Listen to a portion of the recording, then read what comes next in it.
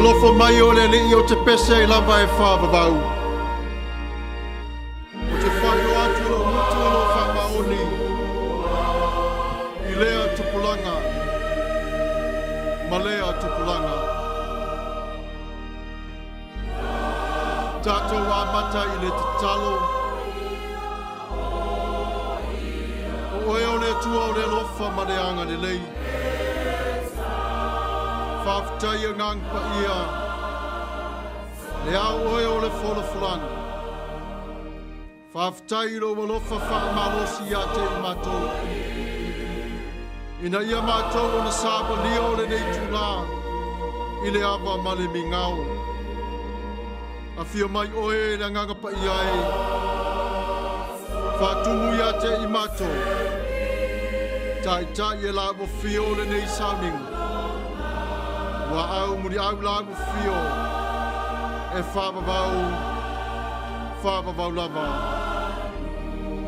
Amene.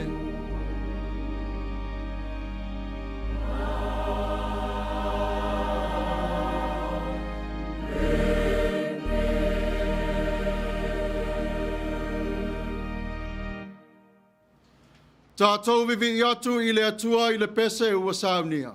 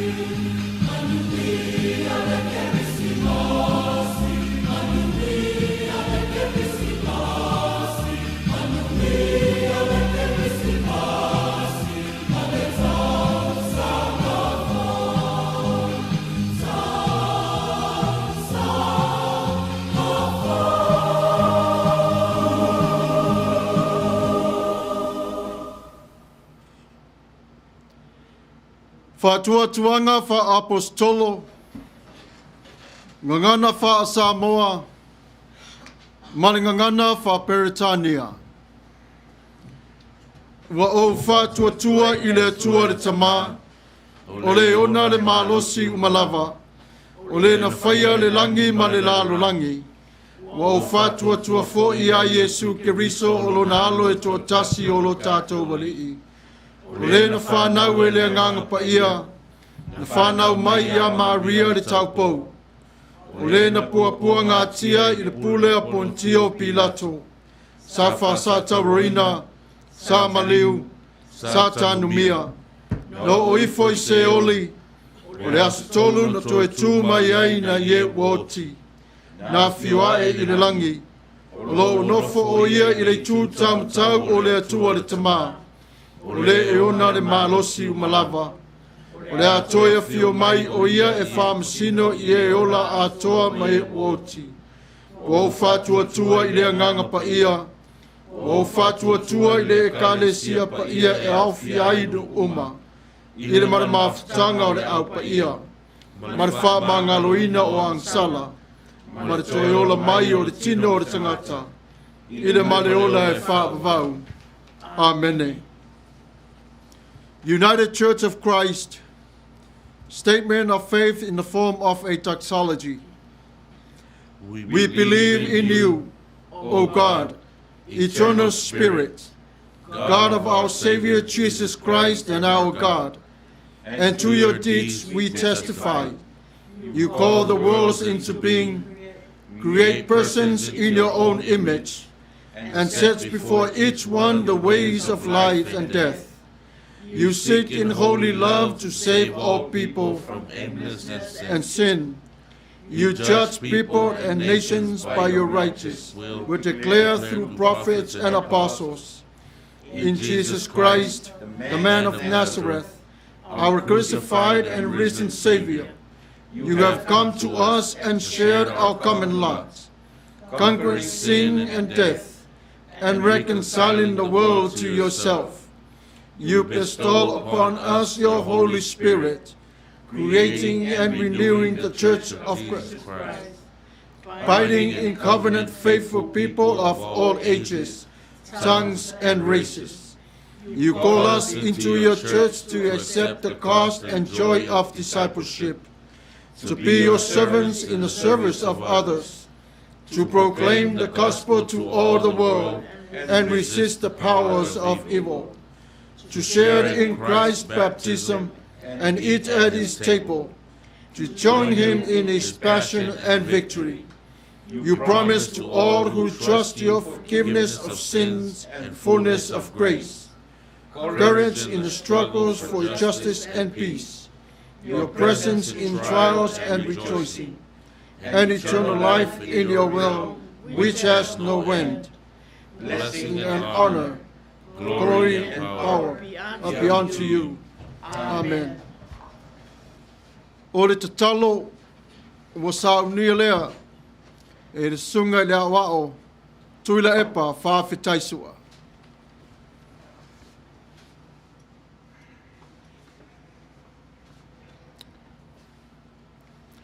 Tatou sa ili atu ili atua ia tatou Tausaga e ala ile talo le whawhitai,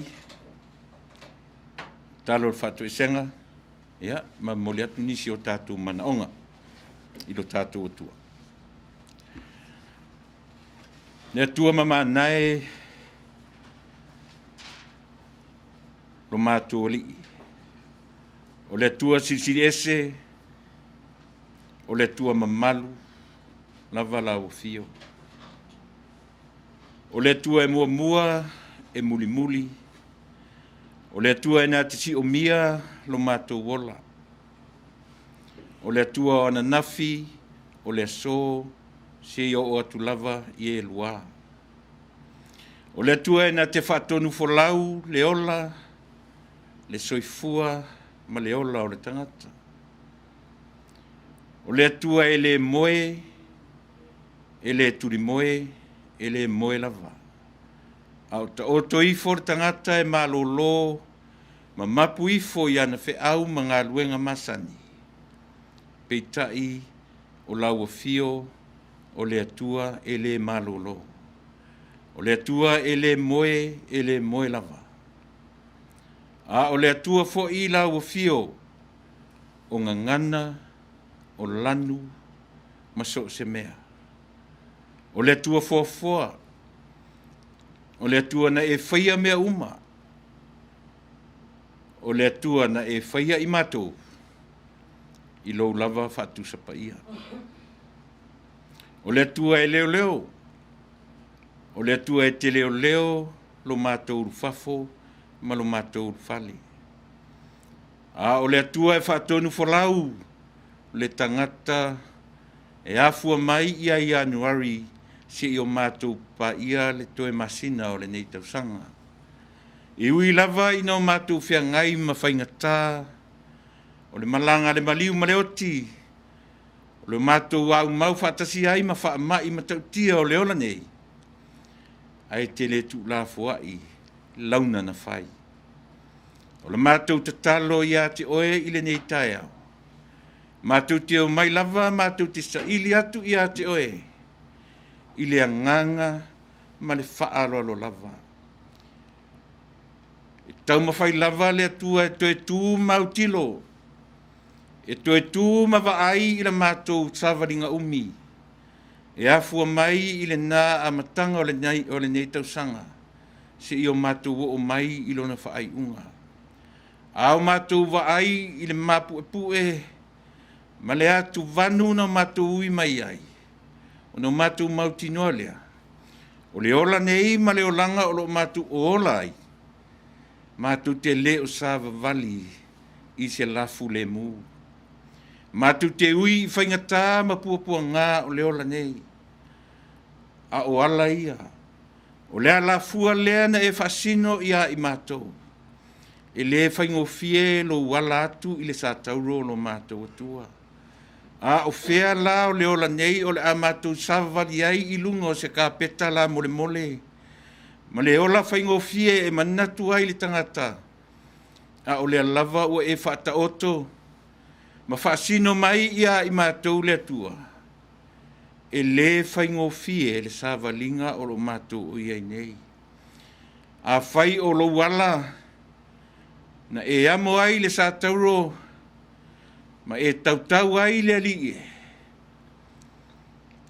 E le whaingofie foi.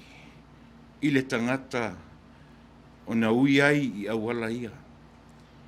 Whaafetai le atua lo matou tamai. O na awala te whaasino mai ia i matou. Whaamatala loto i le tangata. E le ai se mea whaingofie o le ola nei.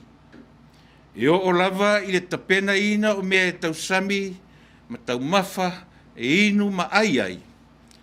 E ai fo lava, ua moa tangata. E o lava fo i le taoto i fo e moe, e le whaingofie foi. Ai sea, le fili o lo la matia lo matou ola. E a fua ai o no matou te talo ma whaafetai i a te oe. I aso uma o lo matou ola. E ui, leli ie solo muli, ma whaia ina lo matou ola i le tele o taimi.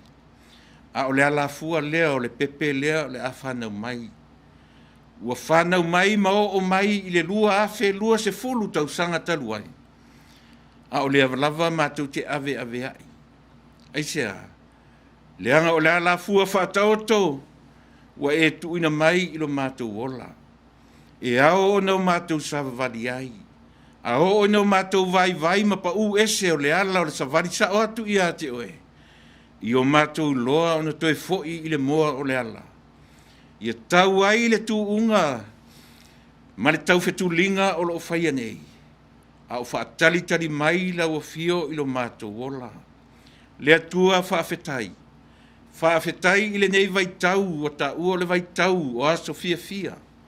O le vai tau o le Kerisimasi ma le anga i atu i le Tausaga fou. Ai tapena ai i matou. Matou i ai i le aso sā mulimuli. O le aso sā ua taua o le aso sā e tapena ai i le tangata i lo o mai. O le aso sa ua taua, o le aso sa o le Etiveni, o le Advent. A lea ua mātou iai. Toe o nina i aso o na mātou wha manatu ina lea. O lo o mai i le lalo langi nei. A o mātou iai i le toe aso sa. O mea uma e a mata i le alofa. E whaiu i le alofa a o le alofa o ai. O le alofa tu noa o lau fio.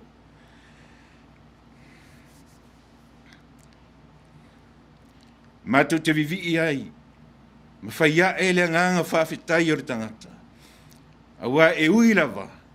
Ino mātou sava wali mai. I le whaingata o le ala.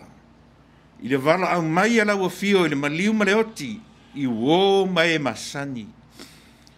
O e ua mātou i loa e mawhana mawhtanga peitai. Ua e wala awina e ala i lau wala au Paia. A iui lava o lea, o le whawhitai sili, to a tele, ma to a tele pea, i mātou o lo ola pea. I titi i lātou, le whainu mera i lātou o iai, le wala au Paia.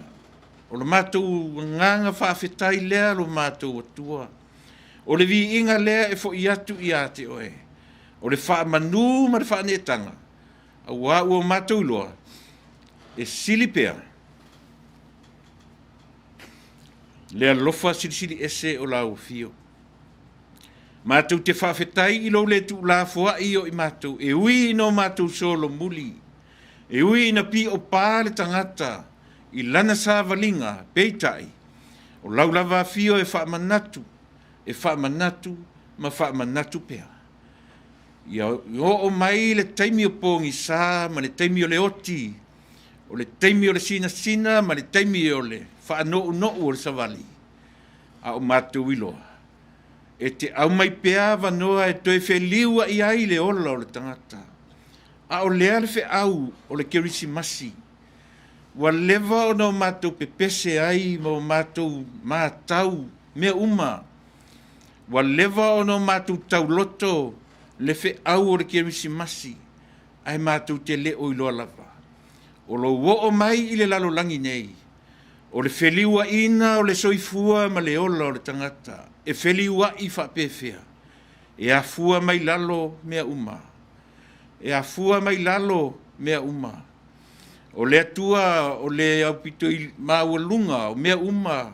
O lau fuafuanga. Ai te le i nofo ai i lo nofo ali. Na e a fio mai i le lalo langi nei. Ina ia e ola whaatasi ma i mātou, o le winga lea. O lau a fio e te a fio mai i le lalolangi, ia a vae o mātou tangata i lunga. O le atua e te le i tautua e mai lunga, na e a fio mai i lalo nei, e te tautua atu i o mātou tangata. E te le i a fio mai na i o mātou tautua atu i a te oe. E na i a fio mai, ina ia e tautua ma whaaola le tangata. Whaafetai i lea whi au tāua. Whaamatala loto ia i mātou le winga o le Kerisimasi. E leo se winga o whainga mea lofa. E leo se winga o whaafemanga loai. A le winga i o mātou iloa. O lalo lava lo mātou whaasino manga.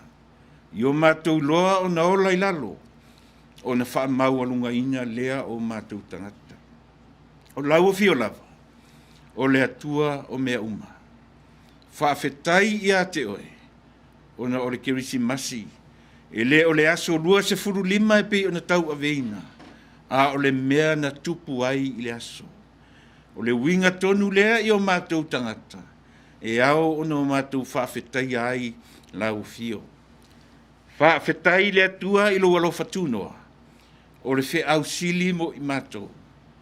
O le Manuelu wa e mafuta ai ia i mātou. Na e liu tino tangata ai i le lalolangi, ina ia ola o mātou tangata ngasala. Whaafetai i au awhionga Paia. Whaafetai ta mai i le whaolatanga, i lo suafa Iesu. Mātou te tatalo i a te oe. A o mātou o iai i le nei vai tau o le Kerisimasi ma le tapena atu i le ulu fale atu i le Tausaga fou. E le ai lava se tasi. E le ai se isi mātou te suru wha i ai. Ua na o lau o fio. whaamatala loto, whaasino, au maia ia i mātou o wala. E le ai se isi o mātou e fia ui ai sea, se leanga na o ala maulalo lava. Ai mau alunga pēa le savali e le tangata. O le ala lea mātou te o mai ai ia te oe. Whaamatala ia i mātou. E o ona i le tofo, ai sua malia i le manawa. Le winga o le loto maulalo. Le winga o le savali i mea sili.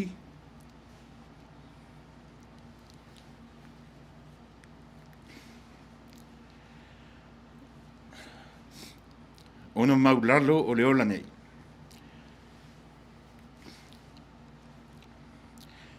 Ele e whaingofie. Ele e whaingofie i le tangata. O na inu ai i le ipu na e inu ai. Ele whaingofie ia i mātou. O na se e i se vai na e se e ai.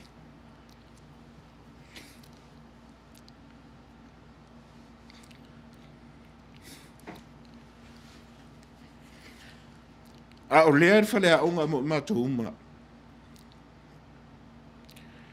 Io mātou loa. E iai le winga o lo whanau mai. A mātou iai le nei vai aso.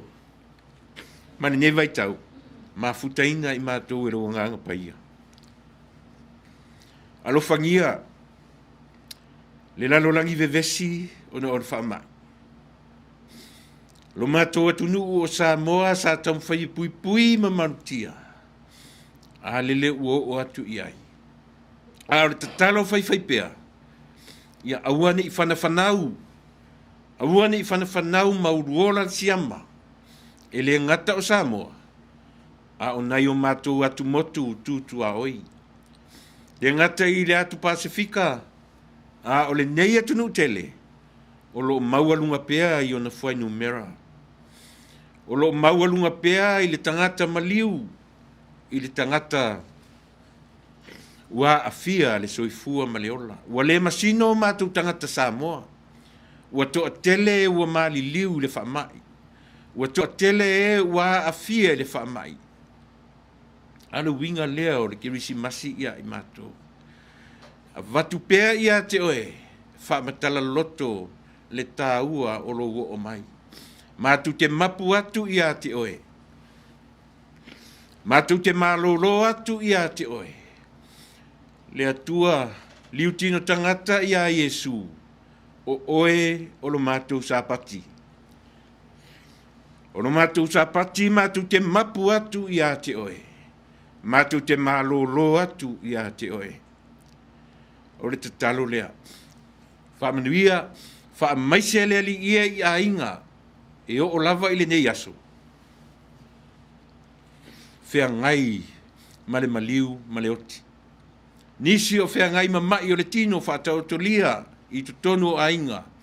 I to tonu o wharimai. Le atua no mātou tamai. Whaamalo lo ia i lato. O e o le fōmai sili. E te sila fia le mea mātou te mapuai ma o mātou malo lo ai. Manuia ia i lato. O le whanau a onga i le nei atunuu. Ua le o whaingo fie. Le sa ili mai o le poto ma le ata mai tala lau i to tonu o le li o whaale ainga. A wā ua tāpunia a onga. Tā ua lo ata mai ua tuina i fō mai o le nei lalolangi. Nā tu te sa ili se vai fofo a lele ua tino mai.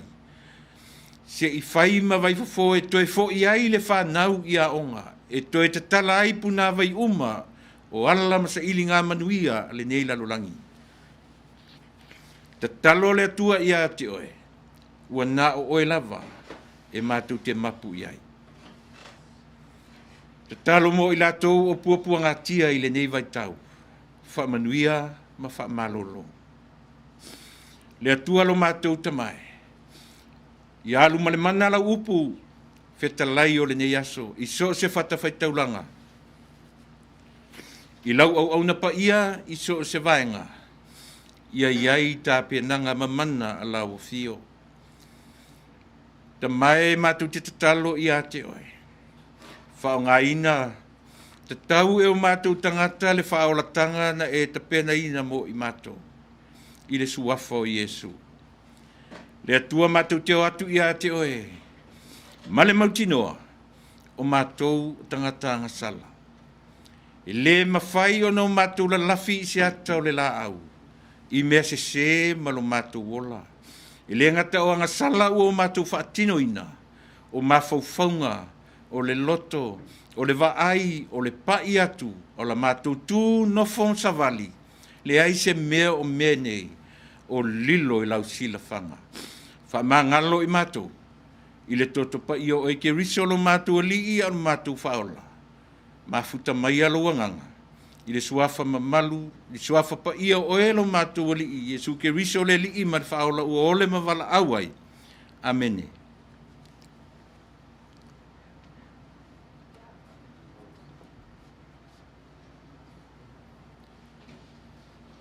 Tatou vivi atu i le atua i le pese ua Sauniga.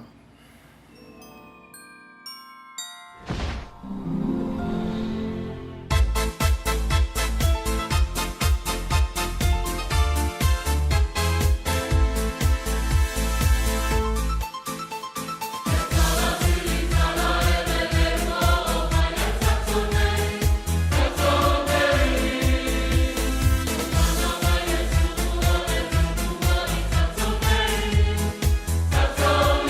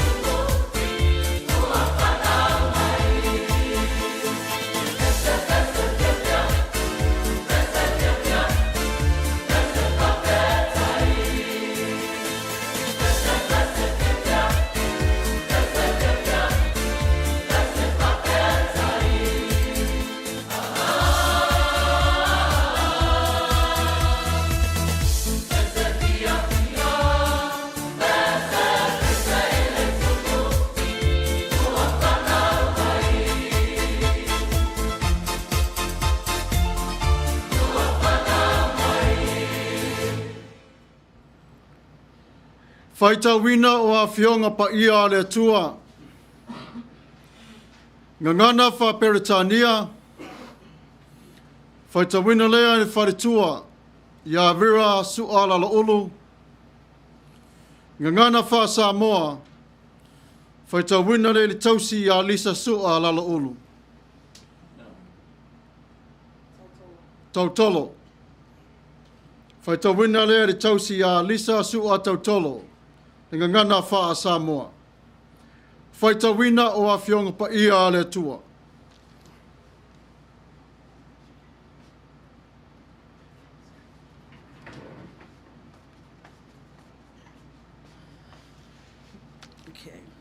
Our Bible reading for today will come to us in the New Revised Standard Version with the book of 1 John chapter 4, verses 7 to 19. Let us hear the word of God. Beloved, let us love one another, because love is from God. Everyone who loves is born of God and knows God. Whoever does not love know God, for God is love. God's love was revealed among us in this way. God sent his only Son into the world so that we might live through him. And this is love, not that we loved God, but that he loved us and sent his Son to be the anointing sacrifice for our sins. Beloved, since God loved us so much, we also ought to love one another. No one has ever seen God. If we love one another, God lives in us, and his love is perfected in us. By this we know that we abide in him and he is in us, because he has given us his Spirit, and we have seen and do testify that the Father has sent his only Son as the Savior of the world. God abides in those who confess that Jesus is the Son of God, and they abide in God. So we have known and believed that the love of God has for us. God is love, and those who abide in love abide in God, and God abides in them. Love has been perfected in us, that we have made boldness on the day of judgment, because as he is, so are we in this world. There is no fear in love, but perfect love casts out fear. For fear has to do with punishment, and whoever fears has not reached perfection in love. We love because he first loved us.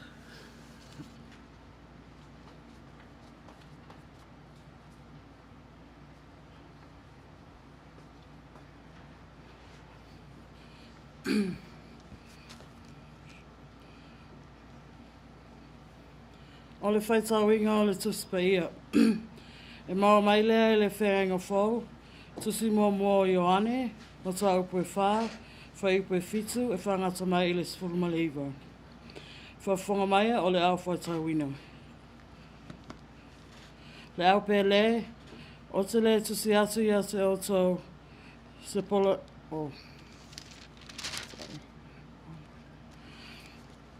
Whawhonga mai o le au whaitawina. Le au pe le, ia tātou whealofani, a wā mai le atua, le alofa. O i lātou unga whoi, o e alolofa, o whanau mai ai lātou mai le atua. O i lo whoi e lātou le atua. O se le alofa, o le ilo e ia le atua. A wā o le atua, o le alofa lava ia. O le mea lava le nei ua wha alia mai ai le alofa o le atua ia te i tātou. Ina ua wina mai ai le atua lona alo e tōtasi i le lalolangi. Ina ia tātou ola ia te ia. O le alofa lava le nei, le ono ua o tātou alofa i le atua, o ua alofa mai o ia te i tātou. Wana awina mai ai, mai foi lona alo o le tongi ola mo a tātou wangasala. Le au pe le, a whai ua whapea ona alofa mai o le atua ia te i tātou. E ta tau ai ona tātou whealofani. E leiva aia le atua, e leiva aia lava le atua e se tasi. A tātou whealofani, ua tū mau le atua e ta tonu ia te i tātou. Ua atua foi le alofa ia te ia e ta tonu ia i tātou. O le mea lava le nei ua tātou I loa ai ua tū mau I tātou I totonu ia te ia. O ia foi I totonu ia I tātou. A walo na nganga ua ia foi ina mai ia te I tātou. O I mātou foi, ua mātou wa aia, ua mātou moli mau ai foi, ua awina mai ele tamā o le alo, o le whaola o le lalolangi. O se tau tino atu, o Yesu o le alo o le atua o ia, o lotu mau le atua I totonu ia te ia. O ia foi o I totonu o le atua, o I tātou foi, ua tātou I loa, ma ua whatua tua I le alofa, ua I le atua ia te I tātou. O le atua o le alofa lava ia. O le tu mau I le alofa, ua tu mau I ai totonu o le atua. O le atua foi o I totonu ia te ia. O le mea lava le nei, ua atua toa ai le alofa ia te I tātou. Ina ia tātou mau le loto tele I le aso o le whamasinonga. A wā e pei o ia, e whapea foi tātou I le nei lalolangi. E le ai se fefe le alofa. A o le alofa atua toa, e whātau e se ina, e whāta e se ina ai le fefe. A wā e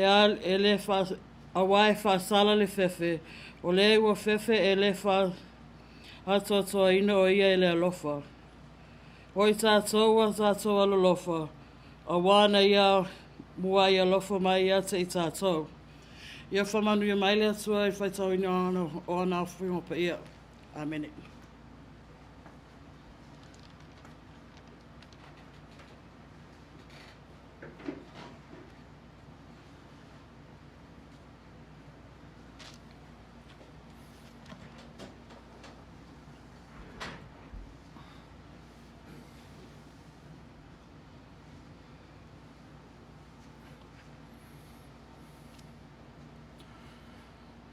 O le launga I le suafa manu malo o le tua le tamā. Le alo, ma le angang Paia.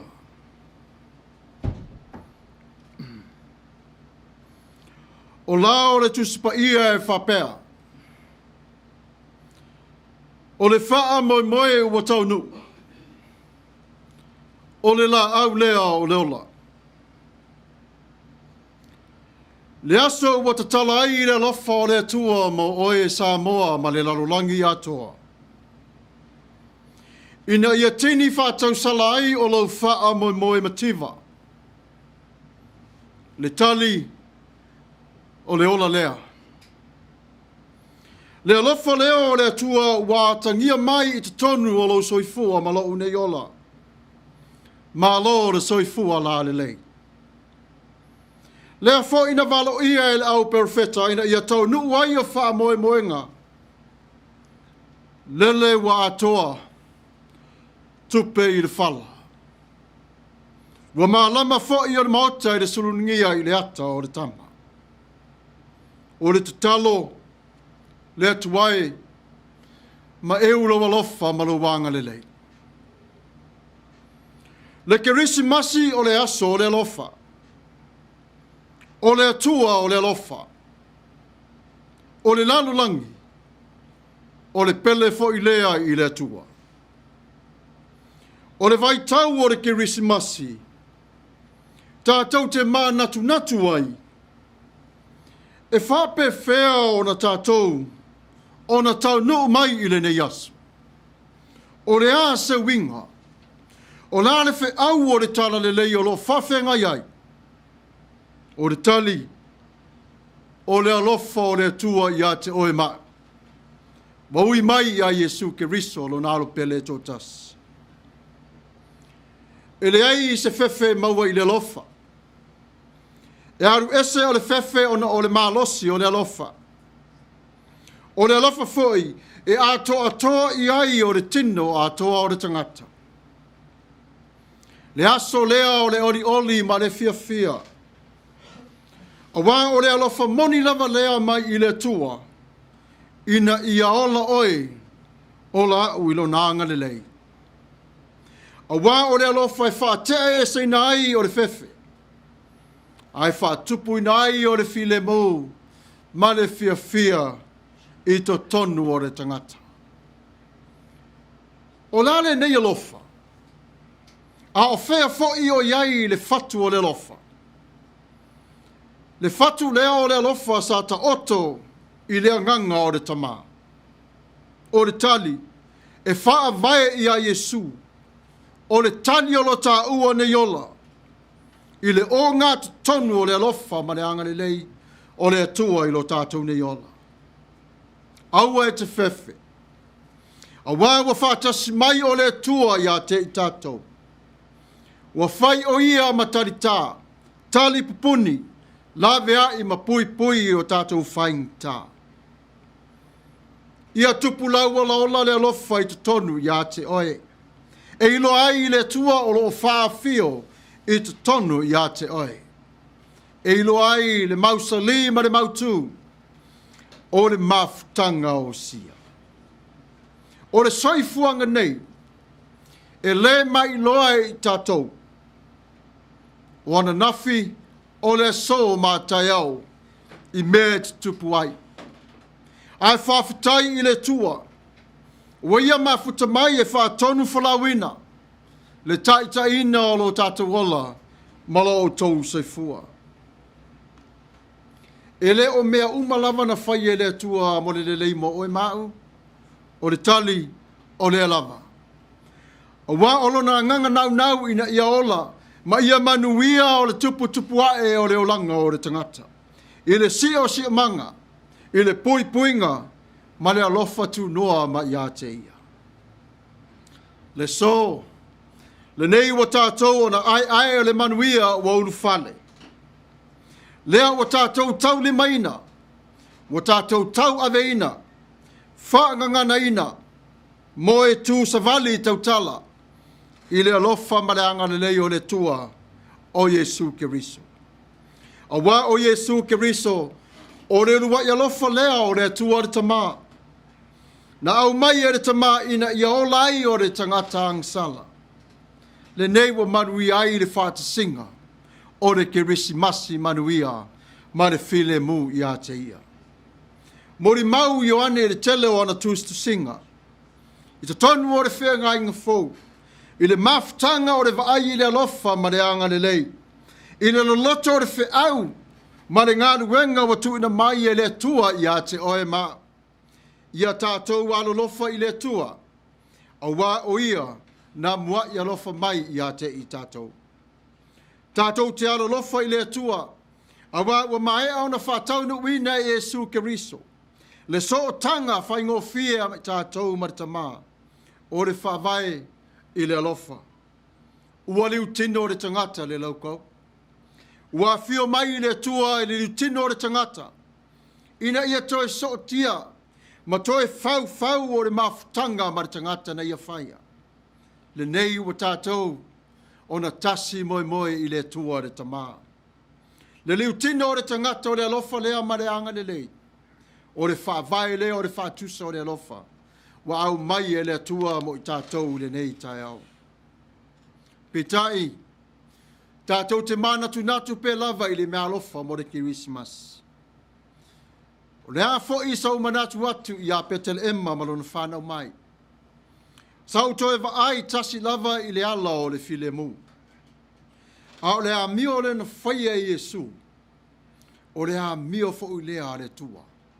O le anga malu, maulalo, ma le alofa. O le asau mea alofa mo le tua i le nei tai au. Talo sia a whapea o le ola. O le talia ma le taritonu. I lona maliu, malona tuitu, malona whanau mai. God's love revealed.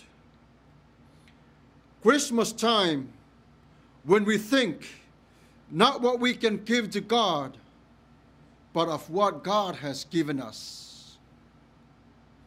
John says in the Gospel, in his letters, who write most unmovingly of what it means to us.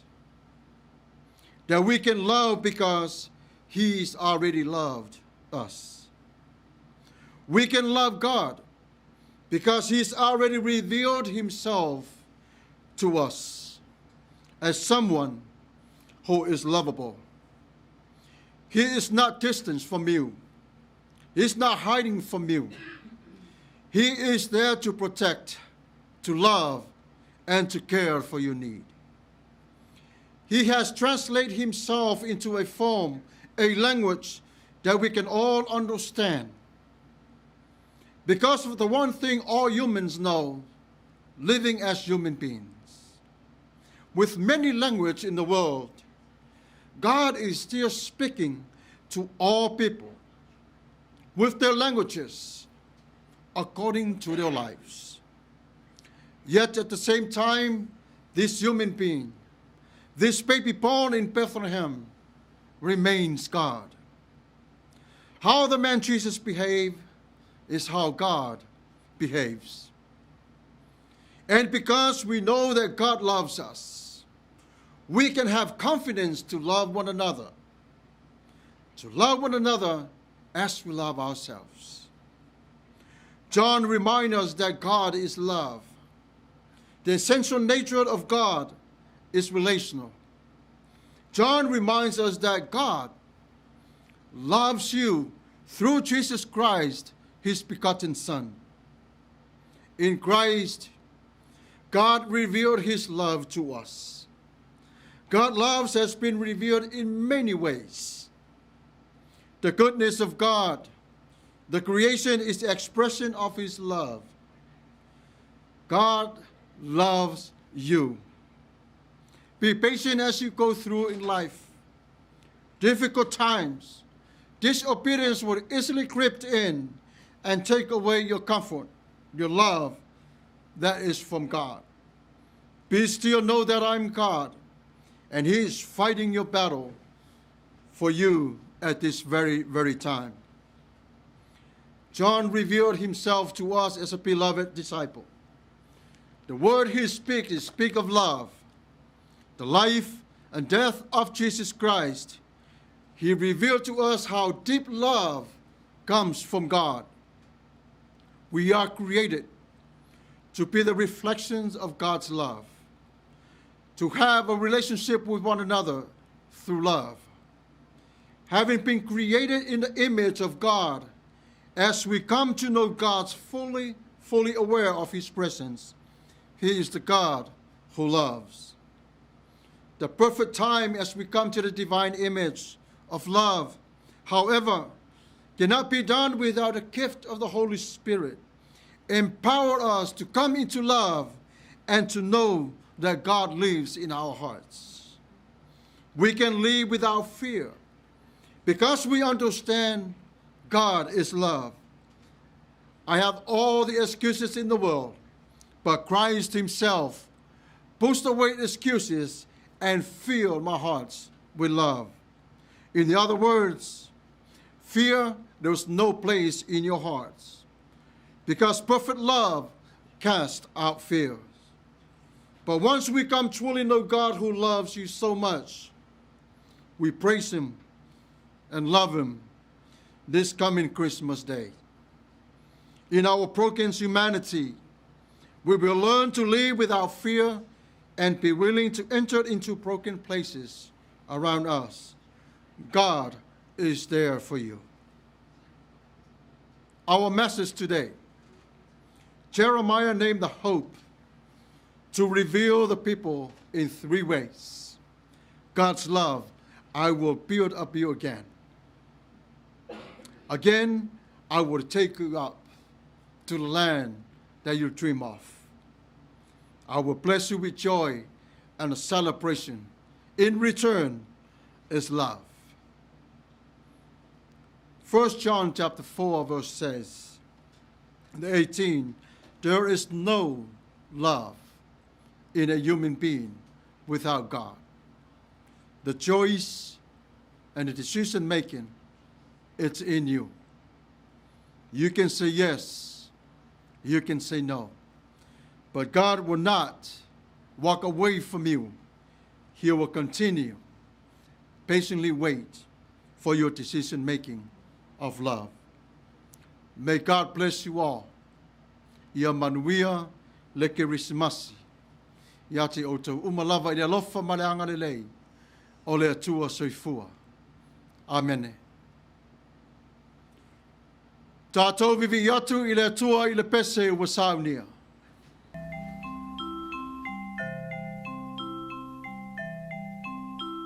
Le popa ia nai loa i le pupula le pole nana whanau a Yesu. Sanga sala le lalo langi uma a ua whaola ina e Yesu. Le wha moe moe lea ole oli oli ua maua hai lo tatou tai a fo I fo atu ia falongo I angelu le popa ia na whanau mai ai Yesu le popa ia le popa ia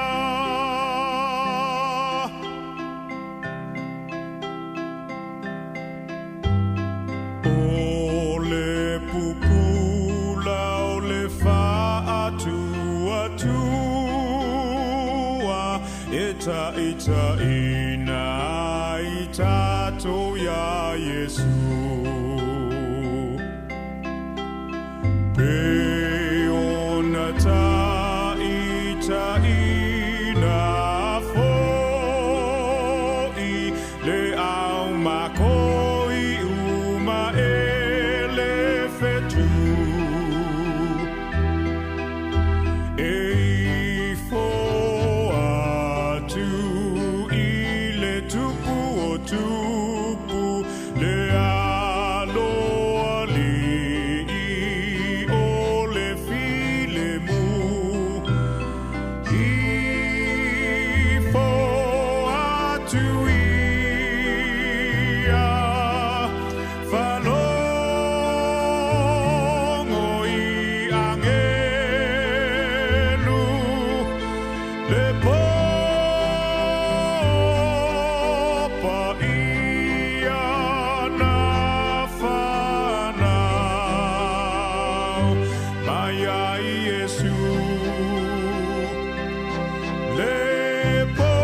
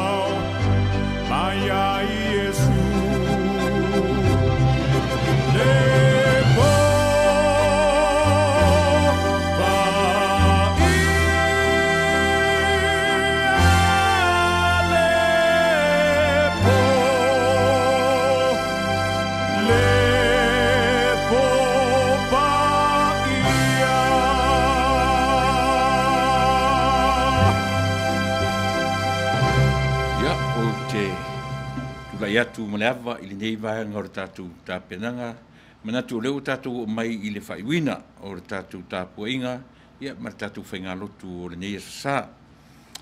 Whai ia umasui, ia o le sunga fo i le whaiwhi au, le sa whaimtaitai o le tātou Sauniga le nei aso, sunga ia whangalilo Samuelu, tawheo, ia ma i lātou umal au whinga luenga o lo o i tutonu o le lio, o le nei tautua ma le nei aunanga, ia ma le nei fo i kālesia tau mawhai, tau amata, ia ma lana me whainga luenga o le tio whaasara lau e pei o no matu tautua inai o e Samoa. I aso te itasi o vai aso au le nei lava aso ma le tātou whainga lotu, ia o le lava ua whaitawina o le toe aso sā, o le Tapenaga a le tangata i le o mai o le pepe fau, o le whaasamoina atoa le nā o le Etiveni, o le o mai. Tatou iai la i le nei atu sa Mulimuli, ia o le nganga whaafetai i le atua e ui lava, ina ua avesea le olo nisi a tatou tele i o mai i le nei aso, a o le nganga whaafetai, o le lava o lo maua taimi, tatou te wheloa i mo tatou mafutai. Whaafetai i latou fo ina mawhai o na whaafonga mai, ia ma tatou whaitapua'i ngā whaatasi le nei aso. A whaifo i tele i o le wharisa i le nei aso, New Zealand, Australia, Samoa, ia o ana nafi pe sa whaitawina o lo latou aso sa na nafi, tatou nei, ia alu malemana le upu fola lo tatou matai, e ala i ana au auna totofi, ma ana au auna whaawina, ia e afua ai le nei aso, ma le nei vai aso. Ia Manuia tele Samoa, i le Tapenaga a o anga i atu i le whaamanatuina, manatua fo'i o lea o tātou whaamanatuina, le lua afe, lua se lau, lua se fulu, le matua o lo tātou ali i o Iesu pe ana whaapea o lo soifua pea i le ola le tino, ai o lo soifua pea. I le whaatūranga ina o le kalena, mafua ai o no tātou anga i mai i le zero, se i o mai i le teminei, e a fuai on tātou whapea, o le matua fo i lea o lo tātou ani whaola. Lua afe, lua se lau, lua se fulu.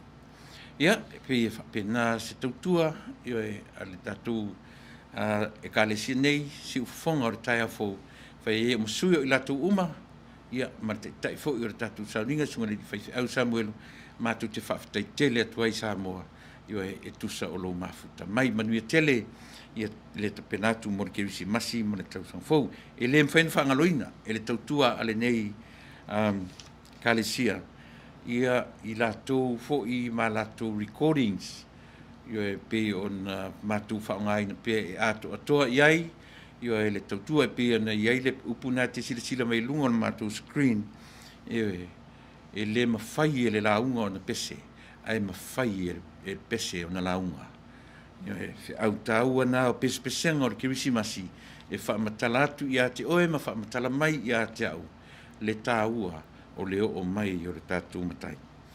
Ia, e whapena se langona e whaafatai tele atuai i le ekalesia e whakasā Hutt Valley i New Zealand o le ekalesia e whakasā i Tula Ele pespesenga pe o notu whaafonga iai ia o le si ufonga mātango fie o le fu sa funga whawhengainga sunga ni whaifi au ia whaala fitele, whare whatu e nari ia pe i pesere na umatu nei ia fu en moli atu le ngang whaftai i le whangatongo Methodist Church ia tu sa fo i lo latu sau ia ma le whai pese a le Malua Theological College a Paia ia e whaai u iai e tatu Tapenaga i aso sa taitasi le mwhai no matu whangaluina le tāua o Lotu sau i le tātou Tapua'i i aso sa te tasi o le vai aso.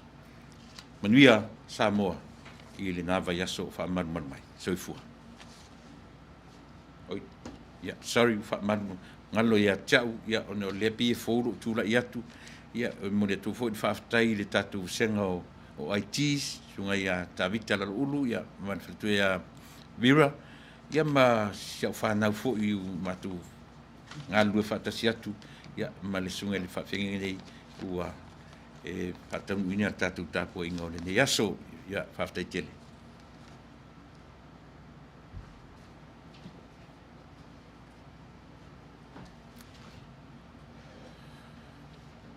Tātou te talo whai wai o le Sauniga.